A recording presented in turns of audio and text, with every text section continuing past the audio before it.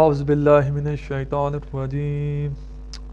بسم اللہ الرحمن الرحیم الحمد للہ والصلاة علی آلہ اما بعد بسم اللہ الرحمن الرحیم وما آتاکم الرسول فخذوه وما نهاکم عنہ فانتہوا اللہم صلی علی محمد وآل محمد وعجل فرجہم۔ سامعین محترم،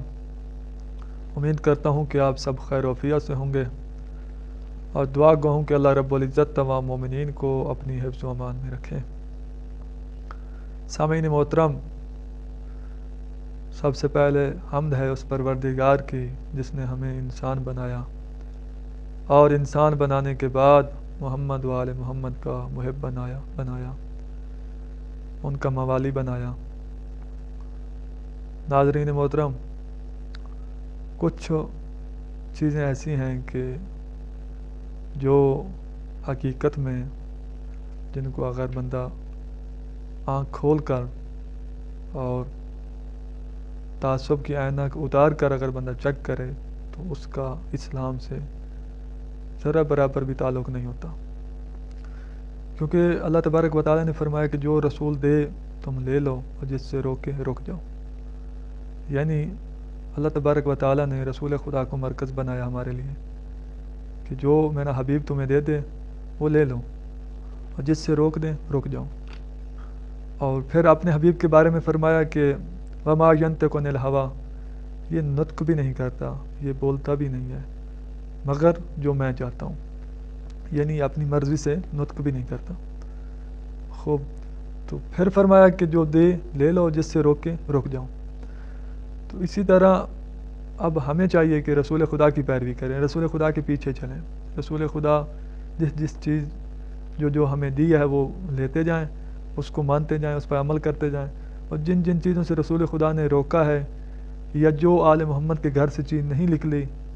اس کو ہم کبھی بھی قبول نہ کریں۔ تو اب صورتحال اس وقت یہ بن چکی ہے خصوصاً بر صغیر میں کہ ویسے تو پوری دنیا میں یہی حالت ہے، تو خصوصاً بر صغیر میں ایسی رسومات ہیں کہ ایک رسمی اسلام بن چکا ہے اور ایک اصلی اسلام۔ جو اصلی اسلام ہے وہ اگر آج بتا دیا جائے یا جو محققین بزرگان بتایا ہے، انہوں نے کتابیں لکھی ہیں مختلف موضوعات پر، تو انہوں نے کتب میں اصلی اسلام کا ذکر کیا ہے، رسومات کے خلاف لکھا ہے، بدعات کے خلاف لکھا ہے،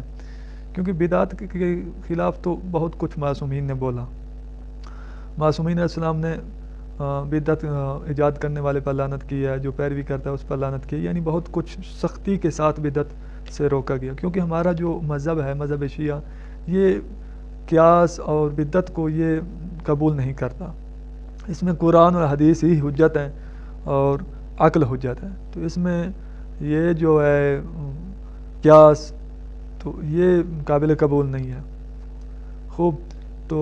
رسول خدا صلی اللہ علیہ وسلم کو اللہ نے مرکز بنایا کہ جو یہ دے تم لے لو، جن سے یہ روکیں تو رک جاؤ۔ اب صورتحال یہ ہے کہ ہمارے بزرگان نے، ہمارے محققین علماء نے، انہوں نے کافی کتب بھی رکھی ہیں رسومات کے خلاف۔ تو حالت یہ ہوتی ہے کہ جب رسومات کے خلاف کوئی بولتا ہے تو اس کو لوگ جو ہیں جھولا اور رسم اتنی ایک پھیل چکی ہوتی ہے کہ اس کو قبول لوگ نہیں کرتے، حالانکہ وہ قرآن اور حدیث سے دلائل دے رہا ہوتا ہے، تو اس کے باوجود قبول لوگ نہیں کرتے، کہتے ہیں نہیں یہ اس نے غلط کہا ہے۔ کیونکہ کسی کی غلط کو غلط کہنا بھی اگر ایک باشعور انسان ہو تو وہ تو قبول کر لیتا ہے کہ واقعی میں نے غلط کام کیا، یا جس نے مجھے غلط کہا تو ٹھیک ہے۔ جو باشعور نہیں ہوتا، جاہل ہوتا ہے، وہ جب بندہ اس کو کہتا ہے آپ نے غلط کیا تو وہ بجائے اپنی غلطی درست کرنے کے وہ آگے سے بولتا ہے، آگے سے یعنی نئی ایک چیز اس کے مقابلے میں ایجاد کرتا ہے، گالیاں گلوچ دینا شروع کر دیتا ہے، یا کچھ نہ کچھ یعنی رد کرتا ہی ہے وہ۔ تو اسی طرح ہمارے جو رسومات ہیں اس بہت زیادہ رائج ہیں بر صغیر میں، تو ہماری نیت ہے کہ رسومات پر بات چیت کی جائے مومنین سے، کہ بتایا جائے کہ رسومات کیا کیا ہیں اور کن کن رسومات جو بالکل جن کا اسلام سے تعلق ہی نہیں ہے، تو ہمیں ان سے بچنا چاہیے، خود بھی اور اپنے بچوں کو بھی بچانا چاہیے، تاکہ مستقبل میں ان رسومات کا خاتمہ ہو سکے۔